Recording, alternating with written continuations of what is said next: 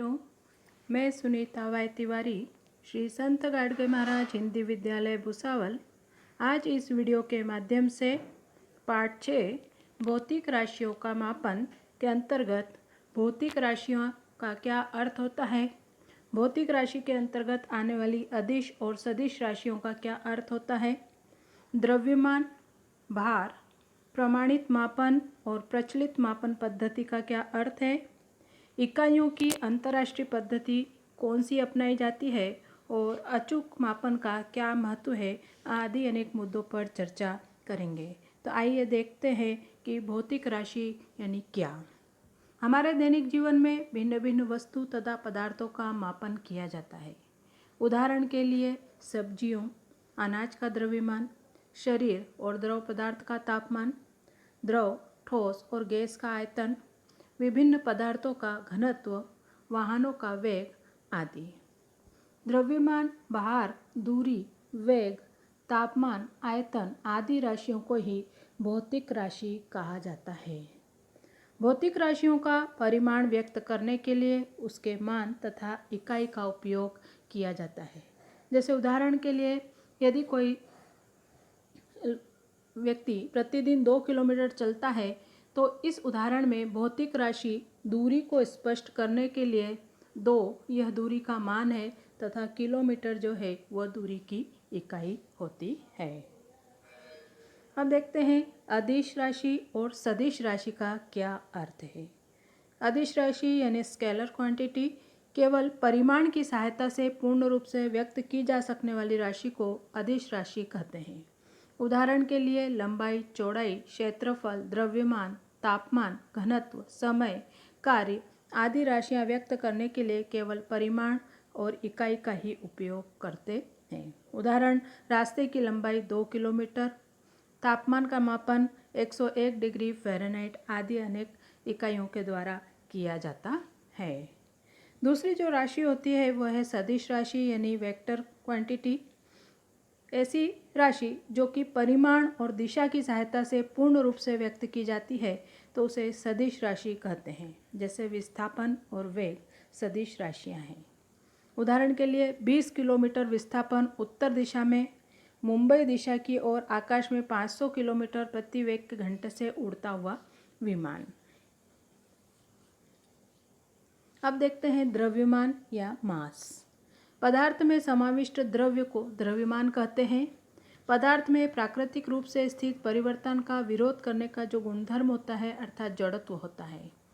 द्रव्यमान पिंड के जड़त्व का गुणात्मक माप है। द्रव्यमान जितना अधिक होता है जड़त्व भी उतना ही अधिक होता है। द्रव्यमान एक अदिश राशि है जो विश्व में कहीं पर भी जाने पर बदलता नहीं है। द्रव्यमान तथा भार ये दोनों भिन्न राशियां हैं। द्रव्यमान का ग्राम या किलोग्राम इकाई में मापन किया जाता है। इसके लिए दुकानदार 2 पल्लड़ों के तराजू का उपयोग करते हैं और द्रव्यमान की तुलना करते हैं। दूसरी जो राशि है वो होती है भार या वेट। जिन वस्तुओं को हम ग्राम, किलोग्राम में मापते हैं वह उसका भार नहीं बल्कि द्रव्यमान होता है। इस द्रव्यमान पर जितना गुरुत्व बल कार्य करता है उसे ही भार कहा जाता है। किसी पिंड को पृथ्वी जिस गुरुत्वाकर्षण बल से अपने केंद्र की ओर आकर्षित करती है उसे उस पिंड का भार कहा जाता है। अतः भार जो है वह सदिश राशि है जिसका मान पृथ्वी पर अलग अलग जगहों पर अलग अलग होता है। तीसरा जो आता है वह है प्रमाणित मापन। प्रमाणित मापन का क्या अर्थ है।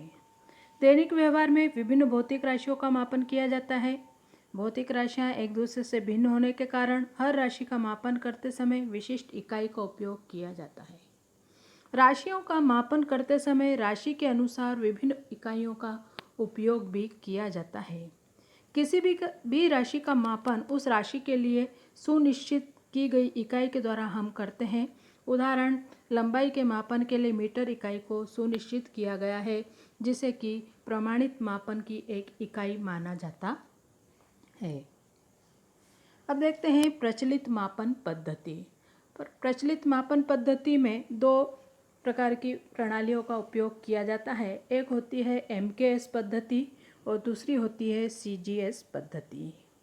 एमकेएस पद्धति में लंबाई को मीटर में, द्रव्यमान को किलोग्राम में तथा समय को सेकंड में नापा जाता है, जबकि सीजीएस पद्धति में लंबाई को सेंटीमीटर में, द्रव्यमान को ग्राम में और समय को सेकंड में ही मापा जाता है। एमकेएस इस मापन पद्धति में लंबाई, द्रव्यमान, समय को मूलभूत राशि ही माना जाता है और इनका उपयोग करके ही अन्य राशियों का मापन किया जाता है। अब देखते हैं इकाइयों की अंतर्राष्ट्रीय पद्धति। अंतर्राष्ट्रीय पद्धति में जो इंटरनेशनल जो सिस्टम होता है उस आधार पर इकाइयों का जो राशियों का मापन किया जाता है। 7 मूलभूत राशियों पर आधारित इकाइयों की अंतर्राष्ट्रीय पद्धति एसआई पद्धति वर्तमान में पूरे विश्व में उपयोग में लाई जाती है। इस पद्धति को मीट्रिक पद्धति भी कहा जाता है। इस पद्धति के अनुसार मूलभूत राशियां जैसे लंबाई, द्रव्यमान और समय की इकाइयों के नाम और चिन्ह तालिका में दिए गए हैं। जैसे लंबाई की जो इकाई है, इकाई का नाम होता है मीटर और उसका चिन्ह होता है स्मॉल m। दूसरा होता है राशि जो है दूसरी द्रव्यमान है, उसकी इकाई का नाम है किलोग्राम और इकाई का जो चिन्ह है वो केजी के द्वारा दर्शाया गया है। उसी तरह से समय के लिए इकाई का नाम है सेकंड और उसे स्मॉल s के द्वारा दर्शाया गया है। अब देखते हैं कि अचूक मापन का क्या महत्व है। मापन की अचूकता मापन जिस कारण किया जा रहा है उस पर निर्भर होती है। उसके अनुसार समुचित साधनों का उपयोग मापन के लिए करना होता है। जैसे बहुमूल्य, विशेष, महत्वपूर्ण और अल्प मात्रा में उपयोग में लाए जाने वाले पदार्थों का मापन हमेशा अत्यंत सावधानी से और अचूक किया जाता है। तकनीकी में हुई प्रगति के कारण दूरी, द्रव्यमान, समय, तापमान जैसी इकाइयों का सूक्ष्म मापन भी अचूकता से करने वाले साधन आज के समय में उपलब्ध हैं। जैसे अत्यंत महत्वपूर्ण क्रीड़ा प्रतियोगिता से संबंधित दूरी और समय, सोने का द्रव्यमान और शरीर का तापमान आदि अनेक अचूक मापन पद्धति के द्वारा किए जा सकते हैं। मापन में हो सकने वाली जो प्रमुख त्रुटियां होती है उसमें ज़्यादातर जो हमें देखने को मिलता है उसमें योग्य साधनों का अभाव होता है, साधनों का योग्य पद्धति से उपयोग न करना होता है और इसके अलावा अनेक त्रुटियां हमें देखने को मिलती है जिसमें प्रामाणिक माप की सहायता से उसका मापन नहीं किया जाता है। Thank you. अब इस वीडियो पर आधारित और इस पाठ पर आधारित आपको स्वाध्याय के कुछ प्रश्न दिए गए हैं जिसके उत्तर आपको इस वीडियो में उपलब्ध रहेंगे, जो कि आप अपनी कक्षा कार्य की कॉपी में आसानी से लिख सकते हैं।